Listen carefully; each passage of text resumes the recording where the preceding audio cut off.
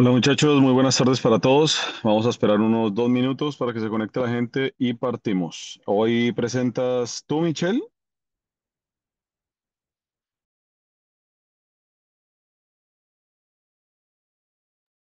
Yo tengo una presentación pendiente igual. Perfecto. Michelle, ¿me escuchas?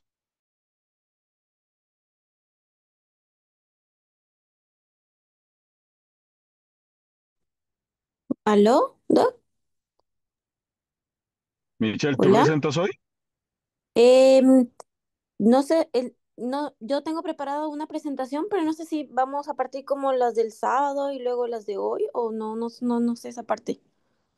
Yo creo que cumplamos el calendario Ujú, y vamos adelantando alguna de las pendientes que tengamos, ¿ya? Pero según el ujú. calendario, tú tenías hoy la intubación nasal versus oral, ¿no? Doc, hice la de vía aérea pediátrica que me había puesto en la anterior. Ya, perfecto, listo. Y Sí. está la de la José. José, tú presentas hoy, ¿verdad? Hola, sí, de Tech. Ya, oye, Lucas, ¿la tienes preparada como para presentarla ahora? Sí, Ya, démosle. tengo todo Recuerden listo. que, chicos, perfecto, démosle 30 minutos, recuerden a las presentaciones, no más que eso, bien conciso y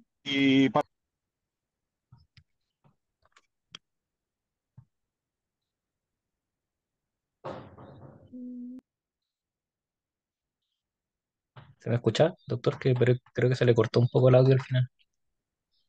Oh, perdón, ¿ahí me escucharon? ¿Ahí me escuchan? Ahora sí. Ya, que partamos con esta presentación, 30 minutos bien concretos, las ideas claras y le damos, ¿listo? Con eso vamos también desatrasándonos un poco de lo que quedó pendiente el sábado, ¿listo? Ya, Ya. dale, doctor Espinosa, vamos. Bien. Buenas tardes. Bueno, soy el doctor Lucas Espinosa, soy becado de cirugía de la UH. En esta presentación que es de RCP en pabellón está enfocada en la resucitación cardiopulmonar más que en el paro y en el contexto que estamos situados en anestesia y lo que ocurre dentro del pabellón. Entonces, primero, a ver, ¿se ve toda la diapo o se ve con estas notas que yo veo acá? Ya. Bueno, primero partir con la definición y causa. De partida decir que el paro cardiorrespiratorio es el cese de la actividad cardíaca con una caída brusca del gasto cardíaco que se ve reflejado en la inconsciencia, en la apnea y en la pérdida de pulso del paciente. Tenemos causas comunes que son del paro cardiorrespiratorio, que pueden ser causas cardíacas, respiratorias, circulatorias, metabólicas, tóxicas y medioambientales, pero también tenemos causas que son intraoperatorias. Y dentro de las causas intraoperatorias tenemos la hipoxia y la hipoventilación, que puede ser en un contexto de una vía aérea difícil, en donde el paciente no está pudiendo respirar y cae en una hipoxia y después posterior paro. También en un paciente que dentro de la cirugía o que venía con algún antecedente previo que lo hizo pasar a pabellón con algún tipo de hemorragia o durante el intraoperatorio ocurrió alguna hemorragia que terminara con hipovolemia y eso lo llevara al paro. Y también en una bradicardia perioperatoria por algún estímulo vagal tanto quirúrgico como, por ejemplo, una supresión de una anestesia neuroaxial entre T1 y T4, una anestesia alta que podría desencadenar este estímulo vagal, hacer una bradicardia y eso llevar al paro. También agentes vagotónicos, simpático mimético y beta bloqueante.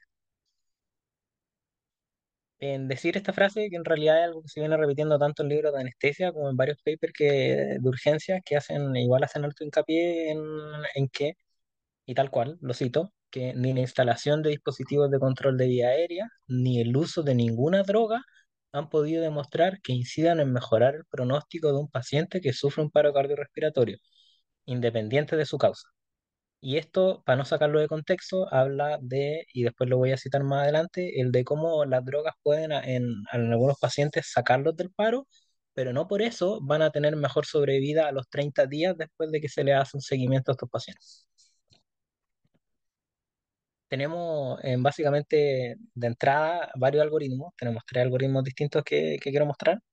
El primero que en el fondo el que todos conocemos, que se enseña en pregrado y que intenta hacer el del ATLS, que resume de la manera más simple qué es lo que hay que hacer en el paro cardiorrespiratorio. Entonces lo primero que hay que hacer es comprobar que el paciente de partida está en paro, después hay que pedir ayuda, hay que activar todo el equipo de respuesta de emergencia que sea del hospital, hay que comenzar la resucitación cardiopulmonar con las compresiones, administrar oxígeno si es que está disponible o traerlo, acercar el monitor desfibrilador, comprobar si un ritmo es desfibrilable o no, y ahí, en base a eso, ver si el ritmo es desfibrilable, se va a ir a una, se va a ir con el desfibrilador lo vamos a colocar bueno, voy a seguir más adelante cómo se coloca el desfibrilador, pero vamos a hacer la desfibrilación y después vamos a mantenernos con 2 minutos de resucitación cardiopulmonar, y también voy a hacerme hincapié en eso, y vamos a seguir el algoritmo ATLS clásico. En cambio, cuando el paciente está en asistolía o está en actividad eléctrica sin pulso, lo que vamos a hacer es manteniéndonos con la resucitación cardiopulmonar, vamos a instalar acceso intravenoso, vamos a administrar medicamentos. En este caso, lo que se administra es adrenalina. Esa adrenalina se administra cada 3, cada 5 minutos mientras el paciente mantiene. Y en cambio, si cae a un ritmo desfibrilable, lo que se hace es pasar a desfibrilar. Nada nuevo con esto, lo que todos conocemos de pregrado. Ahora hay dos algoritmos más que lo que hacen es como integrar esto, que viene siendo lo mismo de la TLS, pero en un contexto perianestésico. Entonces, en el caso de que nos encontremos con un paciente que esté con un deterioro clínico grave, según los signos vitales que esté presentando, y esto va dirigido a no anestesista, entonces nos hace primero la respuesta de que si el paciente responde con la voz o con el tacto, y en cualquiera de los casos hay que avisar al anestesiólogo, y en los dos casos hay que buscar el desfibrilador, y en el caso de que el paciente responde, está el anestesiólogo, uno tiene que preocuparse de administrar el oxígeno, monitorizarlo, instalar vías venosas, y en el caso de que el paciente no responde, ahí el anestesiólogo ahí ya debería tomar el cargo y ver si es que el paciente está respirando o no, si tiene una duda o no, si es que tiene pulso, si no tiene, si tiene pulso, pero no está respirando, ahí se va a encargar de la vía aérea, las ventilaciones de 10 a 15 por minuto y regalarle cada 2 minutos el comienzo del pulso o signo de vida. Si no tiene pulso o hay alguna duda, se inicia inmediatamente la resucitación cardiopulmonar con ese esquema de 30 compresiones y 2 ventilaciones. Y cuando llegue el desfibrilador, que debería ser lo más pronto posible, analizar el ritmo cardíaco cada 2 minutos y ver si es desfibrilable o no y seguir el mismo protocolo que más o menos se venía haciendo con ATLS clásico. Ahora, este sí ya es como de anestesista a anestesista. Entonces el manejo del paro cardiorrespiratorio perianestésico va a partir no tanto con si el paciente tiene respuesta a voz ni tacto, porque el paciente podría ya estar anestesiado, entubado con todas las drogas que ya se pasaron para la anestesia. Y lo que va a hacer es observar con las medidas de capnografía y si es que existe, y si es que ya está puesta alguna toma de presión arterial invasiva, revisar cómo está, si es que tiene pulso a través de ella y revisar si es que tiene el ETCO2, el que lo está, que el paciente esté ventilando. Bien. Entonces, en base a esas dos medidas, ahí nos damos cuenta si el paciente tiene pulso y respira. Si no lo tiene, se inicia el RCP, 30 compresiones a 2 ventilaciones, y se hace básicamente el mismo ritmo que viene siendo de la TRS clásica. Así que en el fondo lo que intenta agregar esto es que, aparte de lo clínico, tenemos las medidas invasivas y también tenemos el uso de los anestésicos. Entonces, aquí hacer hincapié de suspender todo tipo de anestésicos, tanto los inhalatorios como los intravenosos, vasodilatadores que se estén pasando, opioides, y también revisar la ampolla y los matraces de la jeringa, buscando algún tipo de error en los medicamentos que se administraron, o también errores en la dosis. Y después todo el resto del manejo, el manejo clásico de la TLS, sin engorrar, sin ser un poquito más engorroso, vamos a hacer como un detalle como en cada parte y qué cosas tienen como indicación y cuáles no. Entonces, volviendo un poco al principio del paro cardiorrespiratorio, nosotros tenemos que el paro tiene tres fases. Tiene primero una fase eléctrica, que son los primeros 4 minutos, donde el primer trastorno es un trastorno eléctrico del corazón, y que en base a eso que también está la mayor evidencia en que la desfibrilación temprana es lo que aumenta la sobrevida en estos pacientes. Después tenemos la fase circulatoria, que es de los 5 a los 10 minutos del paro. En este momento las presiones arteriales con las venosas se igualan, por lo que empieza a haber un flujo cero, y Después tenemos una fase más tardía, que es la metabólica, que es pasado 10 minutos, donde hay cambios irreversibles de isquemia cerebral y cardíaca, y también hablamos de una isquemia global. Entonces, lo más importante y lo que tiene mayor evidencia en la sobrevida de estos pacientes son las compresiones torácicas. Entonces, son cruciales para una resucitación cardiopulmonar exitosa. Tienen la indicación de un inicio precoz, por eso que si hay duda, también se inician. La idea es no demorarlas. Se dice que son efectivas cuando son un mínimo entre 100 a 120 por minuto, cuando tienen una profundidad mínima de 5 centímetros, cuando son rítmicas y que permitan una reexpansión completa del tórax durante la descompresión y ser interrumpida mínimamente. Ahora las compresiones torácicas funcionan a través, y se explica que funciona a través de dos teorías clásicas, que es la teoría de compresión-descompresión. En el fondo que estamos hablando de que al hacer la compresión en la mitad inferior del tórax estamos apretando el corazón, y cuando apretamos el corazón hacemos lo mismo que los ventrículos y mandamos la sangre al resto del cuerpo. Y también, por otro lado, la teoría de la bomba torácica, que es como se igualan las presiones en el paro cardiorrespiratorio, la presión venosa y la presión arterial pasa a ser la misma y empieza a acumularse sangre en los pulmones y en todo el aparato venoso del tórax. Entonces, cuando nosotros comprimimos el tórax, más que comprimir el corazón, como comprimir el tórax en general, va a ser este sistema de válvulas que lo que va a hacer es empujar la sangre a través del sistema arterial. Ahora, el masaje cardíaco tiene varias implicancias, y es que se hace harto hincapié en que tiene que ser con las menores interrupciones posibles, y eso se explica a través de varios papers que hacen este estudio de que las presiones que vamos manejando a través del tiempo con las compresiones van aumentando a medida que vamos haciendo cada compresión. Entonces, cuando tenemos las primeras compresiones, tienen una presión arterial que es insuficiente para que llegue al cerebro para que reperfunda el mismo corazón. Pero a medida que nosotros nos vamos manteniendo rítmico y lo vamos haciendo correctamente, llega un momento en donde llegamos a una presión que es como em, cerca con del 30% del gasto cardíaco normal, y en esa instancia como que ya debería empezar a funcionar ya como que estamos mandando la sangre suficiente y la sangre mínima como para que estos órganos no sufran más daño. El tema que pasa es que esto pasa como desde la mitad o desde el tercio en final de las compresiones, desde las 30 hasta que terminamos la 30. Y en el momento en que nosotros pausamos en la resucitación cardiopulmonar, o sea, paramos de hacer masaje para dar las ventilaciones, toda la presión que teníamos vuelve a caer y volvemos a empezar desde cero. Por eso es que hacen tanto hincapié como en que deberían ser continuas, pero igual tampoco hay como estudios, o sea, hay estudios que demuestran que en realidad el que sean continuas o el que sean, por ejemplo, que no se interrumpan o que tengan esta interrupción para las ventilaciones, tampoco cambia el outcome de sobrevivir en estos pacientes. Pero por lo menos están estos estudios de que estas presiones sí cambian y sí algo que por lo menos la urgencia no les gustó en cuenta. Así que igual me lo quería decir. Y en el caso de que se realicen compresiones con ventilación no sincronizada, o sea que ya tengamos una vía aérea que esté instrumentalizada, o que decidamos hacerlo de forma no sincronizada con esta, es que hay que mantener una ventilación de 8 a 10 ventilaciones por minuto. Y como habíamos dicho acá, que las compresiones torácicas ininterrumpidas no dan tasas significativamente más altas de supervivencia o función neurológica favorable que las compresiones torácicas interrumpidas. De la desfibrilación, decir que el inicio precoz es el masaje cardíaco efectivo. Nosotros decimos que tienen que haber primero un ciclo de masaje cardíaco para que después el desfibrilador tenga sentido, porque cuando llega un paciente con paro y está completamente isquémico el corazón, aunque desfibrilemos de golpe sin hacer masaje cardíaco, probablemente esa desfibrilación no va a ser efectiva. Por eso se inicia con el masaje cardíaco precoz en todos los algoritmos.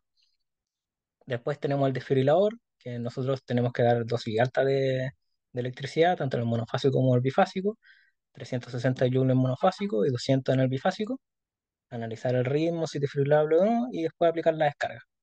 Después reiniciar inmediatamente las compresiones torácicas efectivas y reiniciarlas por un mínimo de 2 minutos después de haber aplicado la descarga, para que el corazón que inicialmente lo paramos con la descarga, después vuelva a tener un ritmo, y mientras vuelva a tener el ritmo nosotros lo sigamos ayudando. De los ritmos desfibrilables tenemos la taquicardia ventricular sin pulso, que puede venir como la taquicardia de un complejo regular, monomorfa o polimórfica, y las fibrilaciones ventriculares, que es esta actividad eléctrica caótica y desorganizada que tenemos en estos dos ejemplos. De los ritmos no desfibrilables tenemos la actividad eléctrica sin pulso, que está organizada, que esta actividad que está organizada, que parece como un electrocardiograma relativamente normal, pero que el paciente no tiene pulso. Y la sistolía, que es la ausencia completa de la actividad eléctrica. Respecto al manejo de drogas, que es como lo que, si bien hay que seguir lo que nos dice ATLS, que es como la versión como más resumida de todo eso, en todos los papers y todos como los análisis hacen en- todos coinciden en que en realidad, por ejemplo, entre los vasopresores y los antiarrítmicos no mejoran sobrevida. En el caso de los vasopresores, la epinefrina sí aumenta la tasa del retorno a la circulación espontánea después del paro cardíaco, pero no esa supervivencia a largo plazo, ni la neurológicamente favorable. Y la vasopresina tampoco demostró ser superior a la adrenalina y todos los algoritmos prefieren epinefrina como primera opción. Y respecto a los antiarrítmicos, primero está la amiodarona, que pasa el mismo problema que los vasopresores, pero mejora la respuesta a la desfibrilación en el paro cardiorrespiratorio cuando hay pacientes que tienen arritmia refractaria, siendo la lidocaína una alternativa de esta cuando no se encuentre disponible. Hay otras consideraciones cuando el paro cardíaco ocurre dentro del quirófano, y es que también tenemos detecciones que podrían ser falsas alarmas. O sea que hay alguna monitorización que no está funcionando bien, que el capnógrafo podría estar simplemente que no esté funcionando. Hay formas de comprobar eso. Los mismos libros nos dicen que en realidad, por ejemplo, el capnógrafo podríamos nosotros como respirar a ver si está funcionando o no, a ver si es que estamos con una falsa alarma o no. También tiene otro problema que es difícil la fiabilidad de una pulsioximetría en pacientes que están o hipotérmicos o hipovolémicos o que están vasculopáticos. Y eso ocurre en todos los pacientes en general. Así que por eso que los signos clave que deberíamos mantenernos en el quirófano va a ser primero el electrocardiograma, que no tenga la actividad eléctrica, que no tenga el pulso, la pérdida del pulso carotidio mayor de 10 segundos, también igual el trazado arterial cuando tenemos esta monitorización arterial invasiva, la pérdida del CO2, comprobado de que la máquina esté sensando bien el CO2 primero, y esos son los que nosotros deberíamos usar como más avanzado. Respecto al CO2, nos dice que es el indicador más confiable de si el paciente está en paro o si tiene una circulación que es insuficiente, siendo menor a 10 milímetros de mercurio, un alto riesgo de fracaso al retorno a la circulación espontánea, y mayor a 20, el que tiene mejor supervivencia. Respecto al RCP, es que hay que iniciarlo inmediatamente, hay que mantener compresión efectiva, hay que tener monitorización arterial si es que ya la tenemos, o de poder hacerla, o sea, de que la tengamos bien monitorizada, y también el feedback del desfibrilador.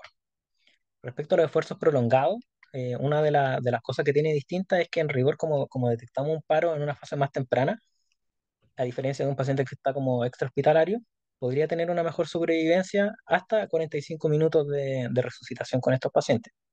A diferencia de los papers de, por ejemplo, de urgencia que nos dicen que en realidad pasado como 20 minutos no hay mucha supervivencia. Pero por lo menos en este entorno de quirófano, estos son los tiempos que se explican. Y respecto al retorno a la circulación espontánea, que es lo que buscamos con la reanimación, es que la capnografía suele ser el indicador más confiable de retorno a la circulación espontánea que la misma palpación del pulso carotidio o del pulso femoral, porque podríamos estar falseando el pulso después de haber hecho compresiones. Un aumento súbito del HCO2 mayor a 35 hasta 40 sugiere el retorno a la circulación espontánea. Y otros indicadores que se incluyen, bueno, el pulso palpable, que es menos fiable, la presión arterial, que la tendríamos que tener ahí medible, y el trazado de la línea arterial. Como dije, la palpación del pulso durante las compresiones torácicas puede reflejar esa pulsación, una pulsación venosa que venga dada por esta misma. Y que si se sospecha que el capnógrafo falla, está esta técnica de soplar suavemente en el tubo de recolección del CO2, que es una manera rápida de evaluar si en realidad el capnógrafo está funcionando bien o mal. Finalmente, las recomendaciones del cuidado posparo con estos pacientes respecto a la oxigenación y la ventilación es que tengan una saturación de oxígeno entre 94 a 98 o una presión parcial de oxígeno arterial de 75 a 100 milímetros de mercurio. Que el CO2 estén con una normocapnia y que su hemodinamia tenga siempre una PAM mayor a 65 o superior. con la temperatura es prevenir la fiebre con estos pacientes y que la temperatura siempre se mantenga menor a 37,5. En algunos casos, pero no de uso rutinario, existe el tema de la hipotermia leve, que es de 32 a 34 grados centímetros, o sea, Celsius. Solo recomendada en estos pacientes que están comatosos, que quedan comatosos después de quedar recuperados de un paro. Y respecto a la profilaxis convulsiva, no recomendada de uso rutinario, pero sí el tratamiento de las convulsiones clínicamente evidentes y electrocardiográficas. Entonces, eso. Esa es como la presentación rápida. Ya, excelente, Lucas, por tu presentación. Ya, para los becados de anestesia, ¿qué otra consideración deberíamos tener de paro en pabellón? ¿Qué otra causa de paro en pabellón, aparte pues de las típicas, que son las 5H y las 5T, ¿cierto? A ver, para los becados de anestesia.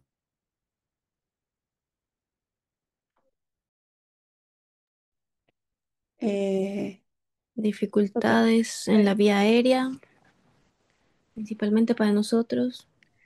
o ¿Qué sea, también más? como la administración de fármacos y también Ujú, intoxicación de anestésicos locales, también hay que ujú. sospecharla.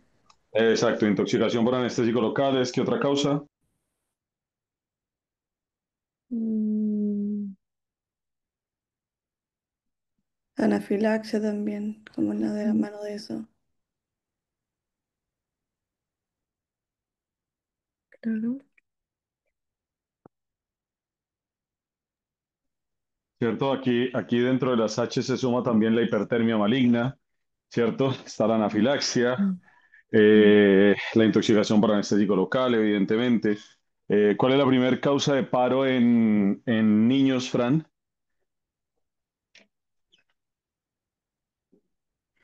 En niños es la hipoxia, la La insuficiencia hipoxia. respiratoria. Exactamente, entonces eso también lo podríamos ver nosotros en pabellón, ¿cierto? Mm, Un niño que en la extubación estaba lleno de secreciones, hace un laringoespasmo, ¿cierto? No podemos sacar al niño por un inadecuado manejo del laringoespasmo, terminamos en una hipoxia, esta hipoxia nos lleva a paro, ¿cierto? Estamos con una paciente que mide 1,40 con un embarazo gemelar y le ponemos 10 de bupivacaína hiperbárica con 20 de fentanil y de repente empieza a tener dificultad para respirar, bradicardia, hipotensión y cae en paro. ¿Qué podemos pensar, mi doctor Ávila? En que hubo bloqueo ya de fibras cardioaceleradoras. Está muy alta. ¿Cierto? Tenemos una espinal alta, una espinal total. Entonces, todas esas son causas también de paro en pabellón. Como lo dijo Lucas, una de las ventajas, digamos, que tenemos por decirlo así, de estos paros es que son presenciados y que podemos, dependiendo del contexto, saber exactamente cuál es la causa y proceder, evidentemente, ¿cierto? Si tenemos un paciente con una sospecha de hipertermia maligna, pues sacar los gatillantes, ir directamente por el dantrolene y empezar con todas las medidas de resucitación. Y también lo otro es que podemos empezar las compresiones y el manejo avanzado de la vía aérea inmediatamente. Esa es una ventaja que tenemos, ¿cierto? Entonces, muy bien, recordando un poco también todos los algoritmos de la AJA para compresión, el uso temprano del desfibrilador, dependiendo si es monofásico o bifásico, y identificar cuál es la causa y tratarla de inmediato. ¿Listo? Muy bien, perfecto. No sé si alguien más quiera comentar algo. Eh, Ahí está la SU, el doctor Zambrano.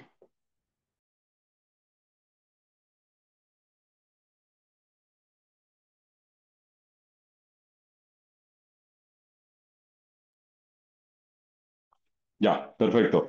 Continuamos con la siguiente presentación entonces. Sí, ¿puedo ir yo? Mm, Dale, mm, Michelle. sí, ya. A ver, compartir pantalla. Mm, mm, a ver. Mm, No sé si se ve. Sí, Ahí ahí se ve. se ve. Ahí ¿Sí? se ve. Sí, Ah, ya, ahí se ve, perfecto. ya, perfecto. Bueno, entonces yo les voy a hablar el día de hoy sobre la vía aérea pediátrica. Mi nombre es Michelle Raimondo, becada de anestesia. Me encuentro haciendo la rotación de anestesia pediátrica en el Hospital Regional de Rancagua. Vamos a iniciar. Em, Sabemos que uno de los principales desafíos que el anestesiólogo, que se le podría presentar al anestesiólogo es una vía aérea pediátrica. A diferencia de la vía aérea del adulto, el manejo en los pacientes pediátricos es diferente por algunas diferencias tanto anatómicas como fisiológicas que vamos a ir describiendo más adelante. Ahora, durante varios procedimientos anestésicos, podrían presentarse paros cardiorrespiratorios, como estábamos mencionando previamente, principalmente intraoperatorios. Y dentro de estos, como segunda causa importante, están los que están en relación a la vía aérea difícil pediátrica. Principalmente hablan, siendo más común, el laringoespasmo en un 27%. Y dentro de las primeras causas están las cardiovasculares, que son como un 41%. Existe un estudio del 2017, más o menos, que es observacional, que cuenta con más o menos 31.000 procedimientos, aprox 260 hospitales, en los cuales vieron que hubo una incidencia de un 5.2% de eventos críticos perioperatorios y dentro de estos un 3.1% eran respiratorios, que era un equivalente a un 60%. Estos eventos críticos fueron un laringoespasmo, un broncoespasmo, una broncoaspiración, un estridor, hablando sobre pacientes pediátricos. Eh, si bien se nos pueden presentar estos eventos en el intraoperatorio o en el posoperatorio, la mayoría de estos se dice que son evitables. En un más del 50% son situaciones evitables y estas podrían deberse a fallas en identificar o anticiparse a problemas de vía aérea difícil. También en cuanto a una revisión inadecuada de la máquina de anestesia, no contar con una monitorización adecuada o no tener al personal adecuado o los insumos adecuados o una falta de habilidades técnicas. Y vamos a pasar a la siguiente. Ahí. Existe un estudio multicéntrico en Estados Unidos que se llama Pediatric Difficult Intubation Registry, que se lo denomina como abreviado PEDI, que habla sobre bueno, recopila todos los datos sobre manejos de vía aérea difícil en niños. Entonces, hace referencia a que se presentan de 2 a 5 intubaciones difíciles en 1.000 pacientes. Una de las complicaciones más frecuentes que se han visto, siendo no graves, es la hipoxemia. Y han destacado 5 factores de riesgo principales a tener en cuenta para que se puedan presentar estas intubaciones difíciles. Y dentro de estos estaban que haya un peso menor a 10 kilos, que haya una distancia tiro-mentoniana que sea corta, que haya una vía aérea difícil no anticipada o que nosotros al examen físico evidenciamos alteraciones o anormalidades que nos predispongan a una vía aérea difícil y también el número de intentos de la laringoscopía.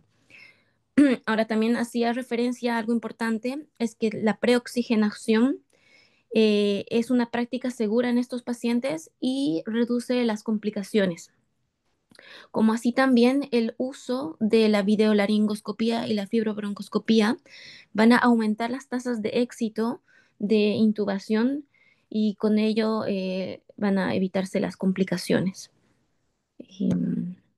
Ya, partiendo con algunas diferencias anatómicas de la vía aérea pediátrica, que tenemos que tener en cuenta cuando nos enfrentamos a este tipo de pacientes es que estos pueden tener una lengua más grande, fosas nasales pequeñas, y tenemos que tener en cuenta que los niños, principalmente los primeros 6 meses, tienden a respirar más a través de las fosas nasales. Em, Pueden presentarse pacientes con amígdalas que sean prominentes. La diferencia en la vía aérea también es, como vemos en la imagen, la epiglotis que tiene una diferente forma, que la denominan como forma omega, con menor visibilidad de las cuerdas vocales. También la epiglotis se encuentra como más cefálica y más anterior. Podríamos encontrarlo a nivel de C3, C4, a diferencia del adulto, que lo encontramos como más inferior, eh, aproximadamente como a nivel de vertebral C6. Eh, Otra diferencia es que los niños pueden, bueno, presentan habitualmente un occipucio más grande, el cuello más corto, y esto puede hacer que al posicionamiento eh, acorten mucho más la parte cervical y dificulte el flujo de aire, como que hiperflexen el cuello. Es por eso que muchas veces el posicionamiento en estos pacientes es muy importante. También, como podemos ver en la imagen, la vía aérea de los lactantes principalmente tienen un diámetro muchísimo más inferior que el del adulto, y al asociarse con un edema de vía aérea, el diámetro disminuye bastante en los pacientes pediátricos, a diferencia de los adultos. En un paciente pediátrico podemos ver un aumento de una resistencia de más o menos unas 16 veces, a diferencia del paciente adulto, que aumenta la resistencia en aproximadamente 3 veces más. Em, ¿Qué más? Vamos a pasar. Dentro de otras diferencias que tenemos que tener en cuenta están las fisiológicas. Em, Estos pacientes pediátricos tienen un mayor consumo de oxígeno, una menor reserva funcional, y eso hace que desaturen de manera mucho más rápida. Se dice que el paciente pediátrico consume entre 4 a 6 ml kilo por minuto de oxígeno, a diferencia del adulto, que es de 4 a 6 ml kilo por minuto. También podemos ver que estos pacientes, sobre todo a nivel de neonatos, em, la, mm, la vía aérea puede estar formada principalmente por cierto tipo de fibras respiratorias, denominadas tipo 2 o inmaduras, y estas fibras son más propensas a fatigarse más rápidamente. También se ha visto que el tono muscular puede estar disminuido, y esto puede exacerbarse con la anestesia general, y tienen más riesgo de presentar colapso de vía aérea, o que los niños puedan tener alguna distensión abdominal, y esto exacerbe o disminuya la movilidad diafragmática. Eh, la vía aérea difícil no solamente está en relación a una intubación difícil, sino que podemos presentar en diferentes puntos una dificultad para poder lograr asegurar esa vía aérea, ya sea con la ventilación con máscara facial, durante la laringoscopía directa, el uso de dispositivos supraglóticos, la intubación o la extubación traqueal, y en casos pues últimos, el acceso frontal al cuello para una crico o una traqueostomía.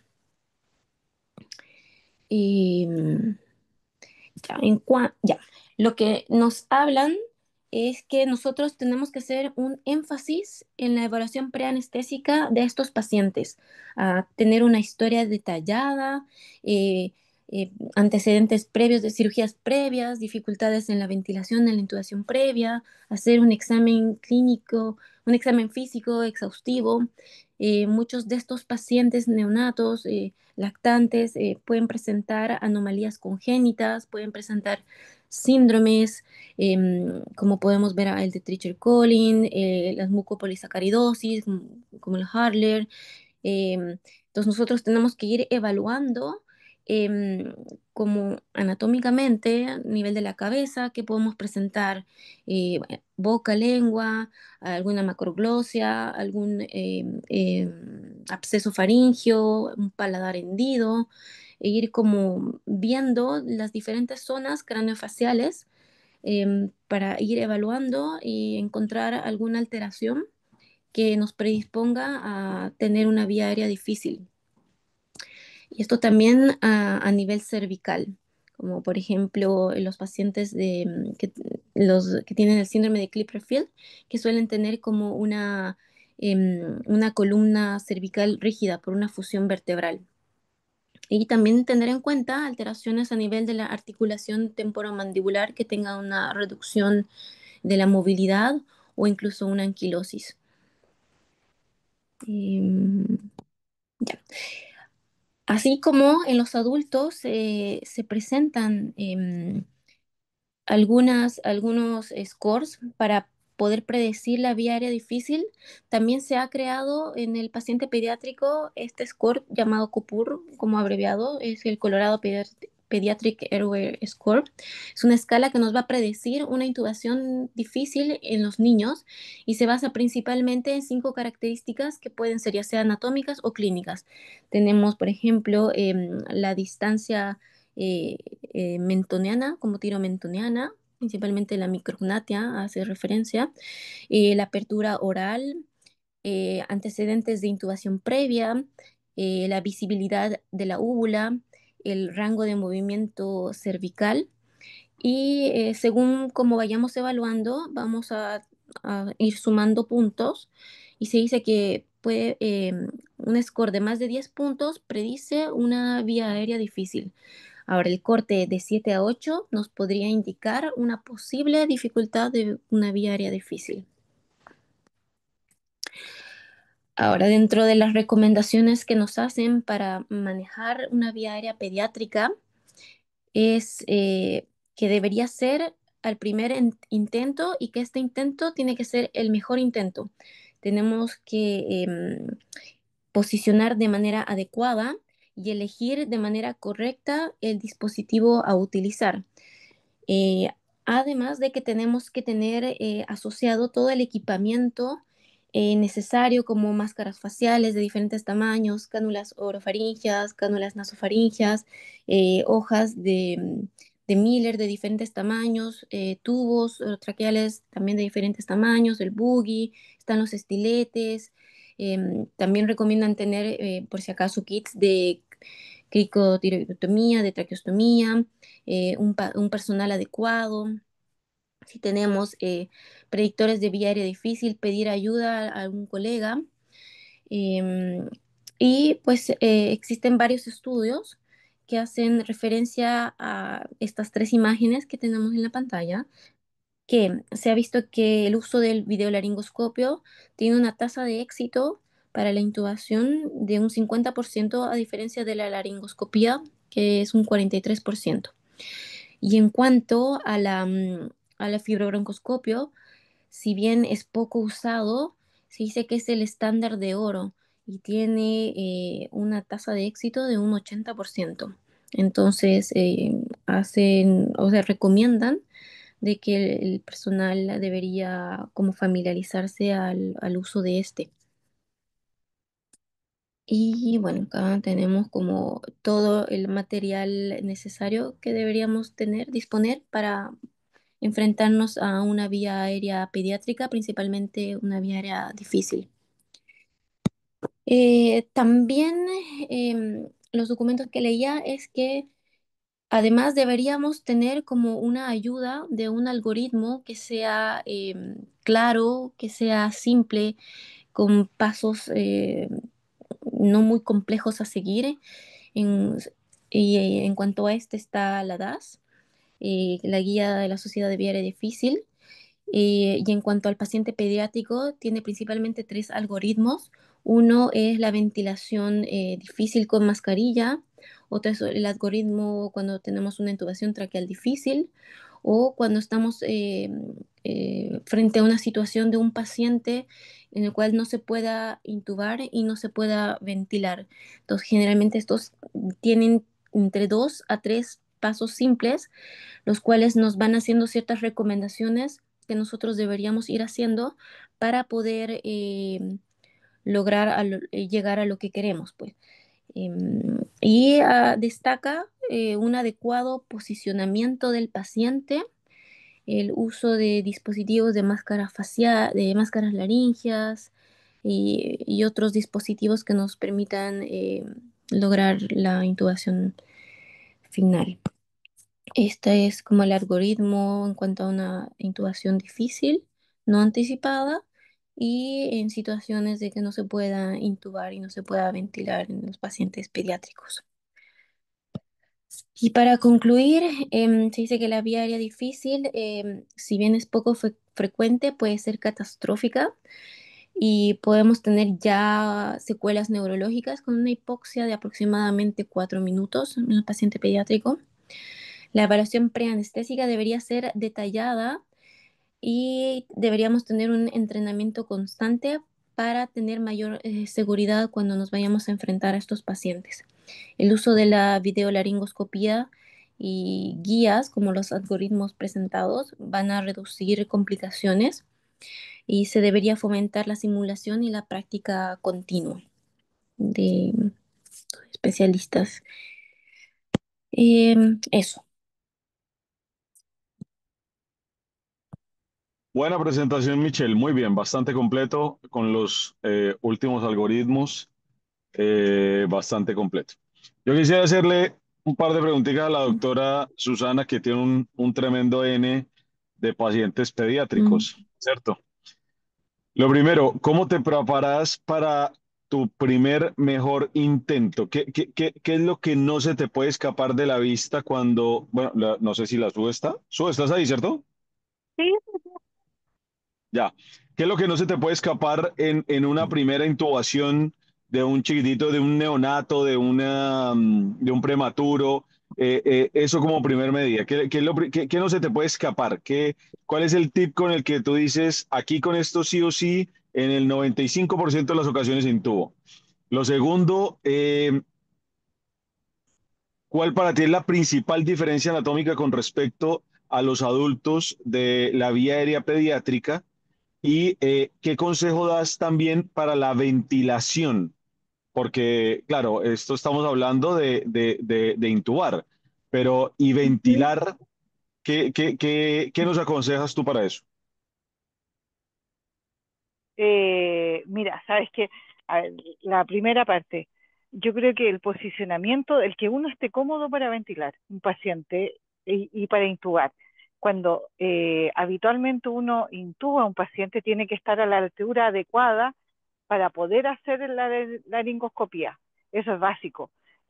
Mesas muy bajas o mesas muy altas no aportan en nada y complican la cuestión.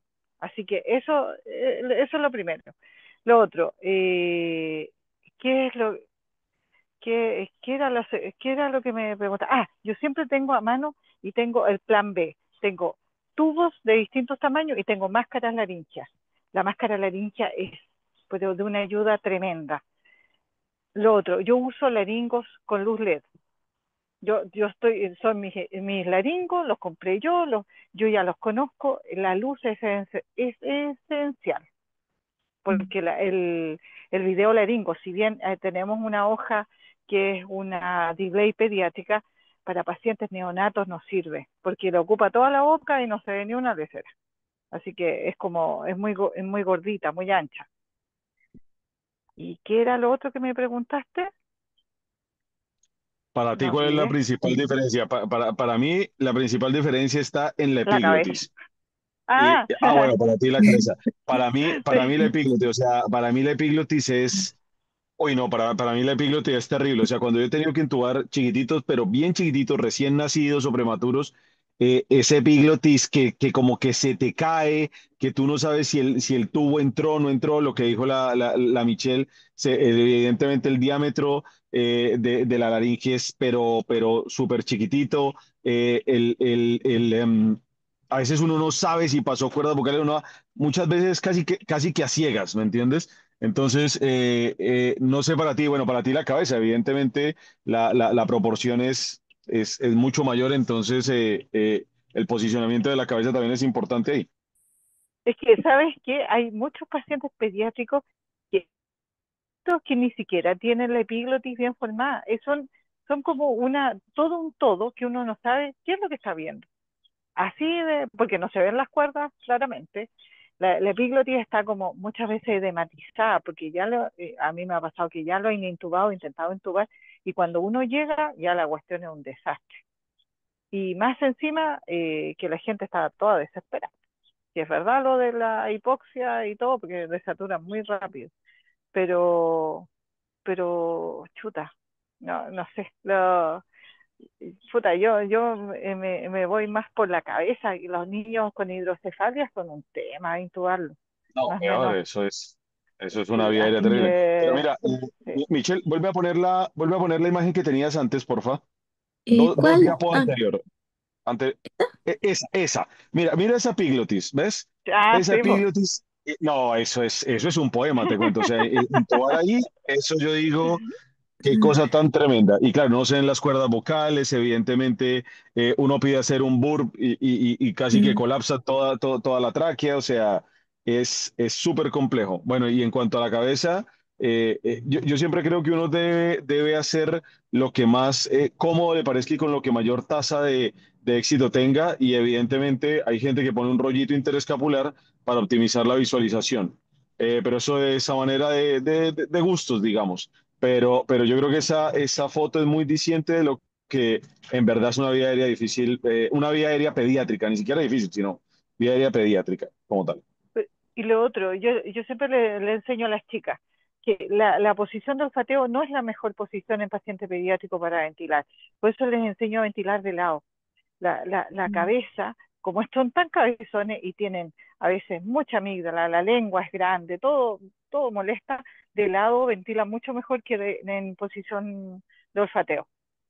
Que no sé por Sí, qué, claro, todos encuentran que que con la hiperextensión uno tiende a sí, hiperextender la cabeza sí, y no, hay mm, muchas veces puede colapsar la lengua contra la hipofaringe sí, o contra la faringe posterior y ahí colapsa todo. Claro, sí, permeabilizar mm. por medio de la lateralización ayuda mucho.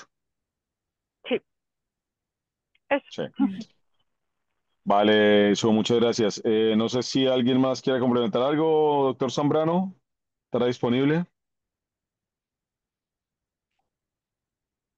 Qué trabajador, mi doctor Zambrano. Perfecto, listo. Continuamos con la siguiente presentación. Gracias, Michelle. Sí, doc, gracias. José, seguimos con tu presentación. Hola, sí, no hay ningún problema. Le pongo el tiro. Martín, acá.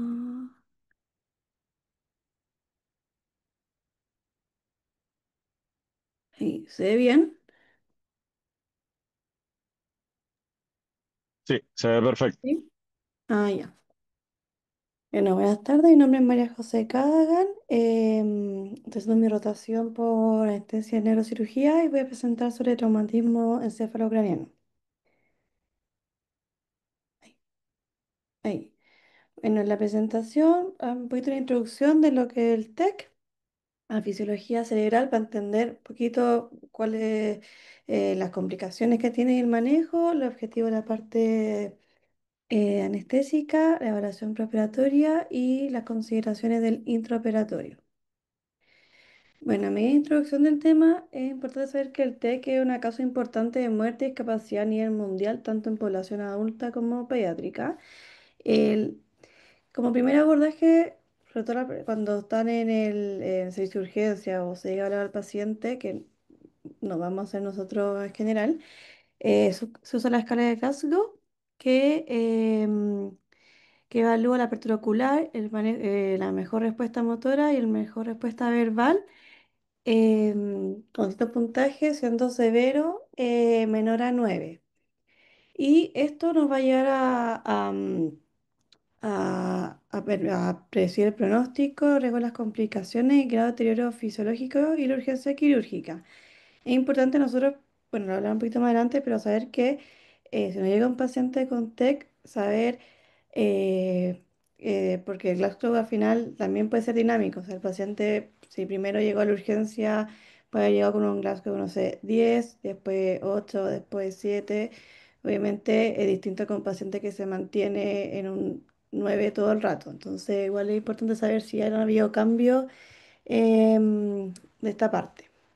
Y lo otro que hay que saber es que el TEC, aparte de afectar a la parte cerebral, sistema nervioso, tiene otras complicaciones a nivel sistémico, como cardiovascular, respiratoria, hematológica, endocrina, sistema inmunológico y gastrointestinal, que también tenemos que considerar entonces cuando nosotros nos enfrentamos a este paciente, ya que muchas veces no solo vienen con las lesiones a nivel del cerebro, del cráneo, sino también vienen con otras lesiones, con otras patologías, otras descompensaciones, y también saber que gran parte de estos pacientes tienen el traumatismo y son pacientes que están politraumatizados. Entonces, no solamente vamos a evaluar la parte neurológica, sino que también las repercusiones sistémicas que pueden tener estos pacientes.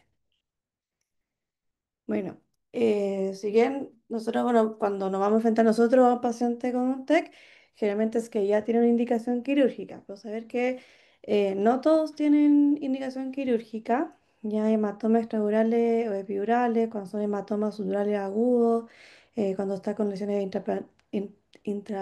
parenquimatosas, lesiones fosa posterior, que, bueno, como les presenté la semana pasada, tiene mucha relación con el tronco encefálico y núcleo de regulación cardiorrespiratoria, entonces una parte que es muy propensa a generar obviamente más daño al paciente.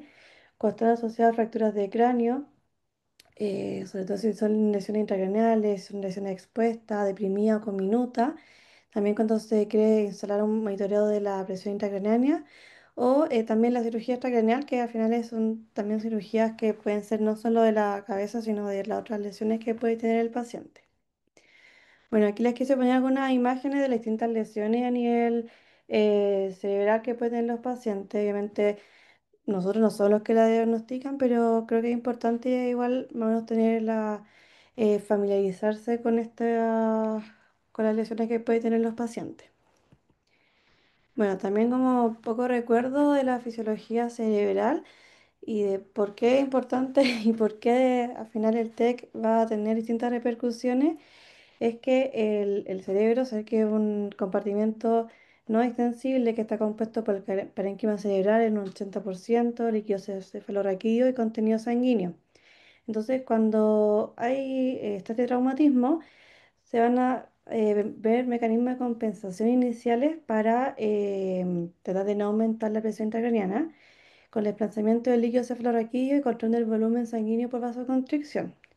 ¿Por qué? Porque cuando hay aumento, o sea, cuando estos mecanismos ya no alcanzan a compensar, hay aumento de la PIC, se va a reducir el flujo sanguíneo cerebral, van a haber alteraciones metabólicas y disfunción de la bomba sodio-potasio ATPasa, entonces va a haber, no se van a mantener los gradientes y va a haber mayor edema y lesión secundaria, que lo hablaré un poquito más adelante, pero al final es lo que nosotros vamos a querer evitar. ¿Ya? También a medida de poco resumen de la fisiología, saber que la presión de perfusión cerebral es la PAM menos la PIC. Obviamente cuando hay una caída de la presión arterial media hay hipoperfusión, aumento del volumen sanguíneo cerebral, hipertensión intracraniana. Saber que existe la autorregulación cerebral, que es al final que el flujo sanguíneo cerebral se mantiene constante en presión entre 50 y 150. Pero ¿qué es lo que pasa? Obviamente, cuando hay un TEC, como lo dije anteriormente, pueden haber mecanismos que no van a alterar los gradientes y la regulación a nivel ya más celular.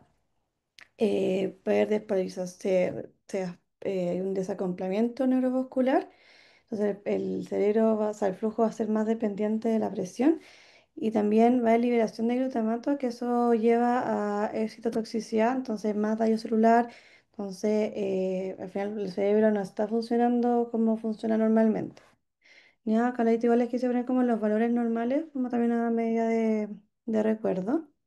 Y aquí un esquema que me pareció ilustra, obviamente, la primera parte como el cerebro normal, con los distintos compartimentos. Y ya cuando hay una lesión que se ve que primero había estado como compensado con la PIC normal, después ya obviamente este mecanismo compensatorio empiezan a sobrepasarse y ya lleva a un aumento de la PIC y finalmente a una herniación, que es lo que no queremos llegar en estos pacientes.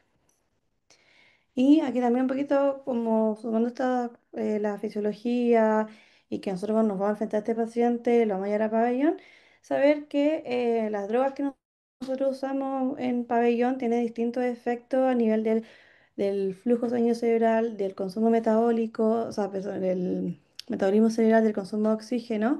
Entonces, más que nada saber qué cosas que nosotros vamos a usar o qué drogas preferir sobre otra a medida de lo que tenemos disponible. Bueno, entonces lo que nosotros queremos evitar en estos pacientes y lo que podemos hacer nosotros con la parte de la anestesia es la prevención de la lesión cerebral secundaria. Entonces tenemos la injuria primaria, que son las que se provocan por el mecanismo del trauma directo, ya como la sección de desgarro axonal, las lesiones focales, la irrupción de la barrera hematoencefálica. Eso es importante lo de la barrera hematoencefálica porque em, también al final va a llevar también a edema y más alteraciones del funcionamiento de la regulación neurovascular del cerebro. Y la injuria secundaria está la isquemia, em, vamos a ver hipotensión, hipoxia, alteración de la autorregulación, edema cerebral, las convulsiones, hipertermia, la excitotoxicidad, que es lo que mencioné antes por el liberación de glutamato, el estrés oxidativo, la hipercarbia y la hiperglicemia. Ya.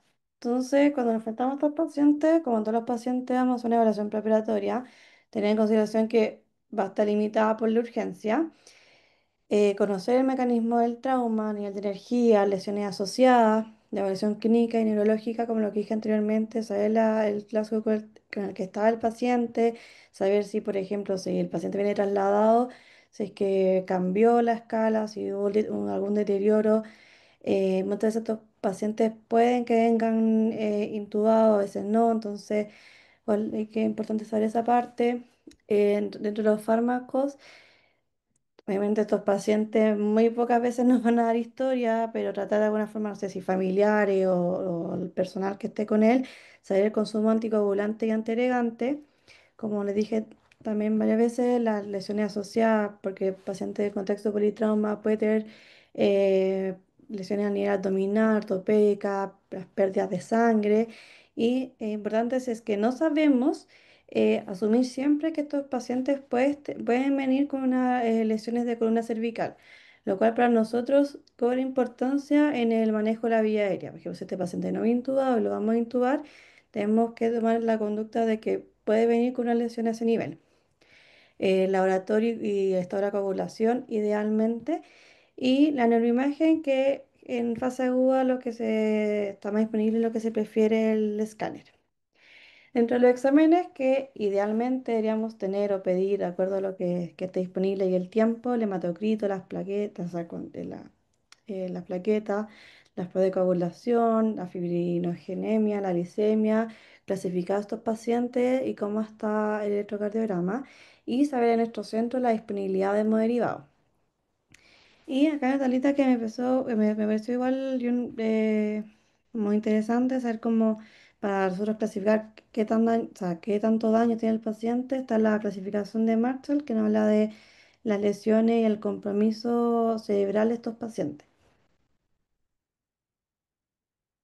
Bueno, a nivel o sea, en relación a la monitorización, obviamente la estándar ASA, presión arterial, oximetría de pulso, electrocardiograma, el expirado CO2, temperatura, ¿ya? Se prefiere obviamente la presión arterial invasiva, sonda Foley sobre todo en pacientes que vamos al manitol, también monitorización la PIC, si es que se puede y está disponible poder hacerlo, neuromonitoreo avanzado y acceso venoso de preferencia al CBC.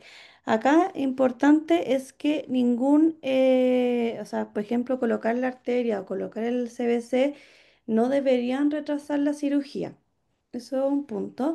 Y lo otro es que el CBC, si bien no es una contraindicación poner a nivel yugular interno derecho o izquierdo, es como lo que uno a veces está más familiarizado, a veces uno es que va a estar cerca de la zona quirúrgica, entonces puede retrasar un poco la parte quirúrgica. Y también se menciona que puede afectar o podría afectar el drenaje venoso cerebral. Y lo otro que también se menciona es que, por ejemplo, a veces cuando colocan un CBC yugular interno, colocar al paciente en Trendelenburg podría tener también efectos sobre la PIC. Obviamente esto va a depender cómo esté el paciente, la hemodinamia, la urgencia de la cirugía, pero si bien no está contraindicado a nivel yugular, eh, a veces puede no ser la mejor opción. Y lo otro es que, por ejemplo, ya si lo estamos seguros que, o sea, lo vamos a colocar sí o sí, pero es muy urgente, también se puede preferir a otro acceso como el femoral, que mientras uno coloca el CBC, pueden estar preparando la zona para la cirugía. Ya. Y bueno, dentro del intraoperatorio, obviamente no se tiene que preocupar de muchas cosas. Yo lo quise ordenar como manejo de la vía aérea. Como dije anteriormente, estos pacientes, bueno, en politrauma, obviamente pueden venir con alguna lesión maxilofacial, eso obviamente tenemos que considerarlo como una opción. Saber, por ejemplo, si el paciente viene desde otros centros, preguntar eso dirigidamente. La inducción, que voy a mencionar un poquito más adelante, pero estos pacientes se deben a considerar como estómago lleno y generalmente uno lo que hace es una secuencia de intubación rápida, pero también está escrita la secuencia de intubación retardada para mantener la oxigenación del paciente y evitar la hipoxemia, que también está asociada entonces a la injuria secundaria.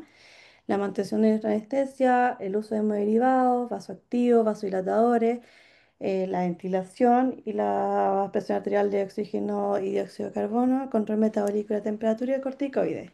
En esta imagen me pareció bastante ilustrativo como en resumen de las metas que nosotros queremos. Si bien los números pueden estar distintos de acuerdo a donde uno lo lea, yo creo que sirve bastante como para ordenarse. Como dije, nosotros queremos evitar la hipoxemia.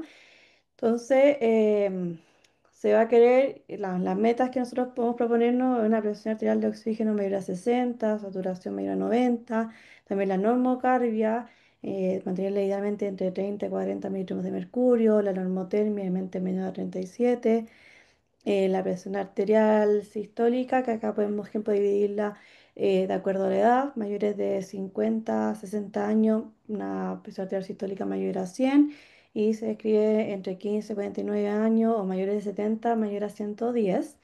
En cuanto a la PIC, la meta sería idealmente menor a 22 y una presión de perfusión cerebral entre 60 y 70. También se me toma la normoglicemia. Acá, bueno, lo que yo hasta yo leí había, no hay una cifra exacta. Por ejemplo, en esta imagen de esta referencia menciona entre 127 y 234 miligramos por decilitro.